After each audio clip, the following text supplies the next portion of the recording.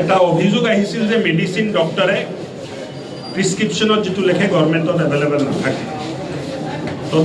তদন্ত কৰাৰ পিছত বুজি পালোঁ যে মেডিচিন এভেইলেবল আছে, যেনেকৈ লিখিছে তাত বুজা যায় যে মেডিচিন নাই। ডক্টৰসকলক মই হাতযোগ কৰি ৰিকুৱেষ্ট কৰিলোঁ যে চৰকাৰে ইছেঞ্চিয়েল গোটেই ড্ৰাগছ মেইনটেইন কৰি আছে, তাৰপিছত যদি পেচেণ্টে বাহিৰত যাব লগা হয় এইটো এটা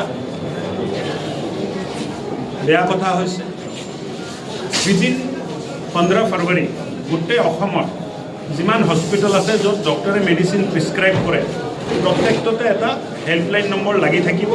পেচেণ্টে যদি বাহিৰৰ পৰা মেডিচিন কিনিব লগা হয় এই হেল্পলাইনত জনাব, আৰু এটা হোৱাটছআপ নম্বৰ থাকিব, নিজৰ প্ৰিস্ক্ৰিপশ্যনটো তাতে হোৱাটছআপত দিব। ইছেঞ্চিয়েল ড্ৰাগছৰ বাহিৰত প্ৰিস্ক্ৰিপশ্যনত যদি মেডিচিন লিখিছে ডক্টৰৰ ওপৰত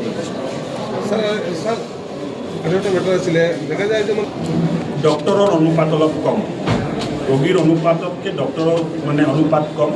মুখ্যমন্ত্ৰী ডাঙৰীয়াৰ নেতৃত্বত এতিয়া যোৱা 9 বছৰত প্ৰায় 8খন নতুন মেডিকেল কলেজ চালু হ'ল, 10খন নতুন মেডিকেল কলেজ হৈ আছে, কৰিমগঞ্জতো মেডিকেল কলেজ হৈ আছে। চ' এই মেডিকেল কলেজবোৰে ডক্টৰ তৈয়াৰী কৰিব। এতিয়া ডক্টৰৰ অভাৱটো বহুতখিনি কমি আহিব। অহা দিনবোৰত আৰু অলপ পৰিৱৰ্তন কৰি ডক্টৰসকলক কেনেকৈ আমি ৰাইজৰ লগত মিলাই কামত লগাব পাৰোঁ তাৰ ওপৰত ব্যৱস্থা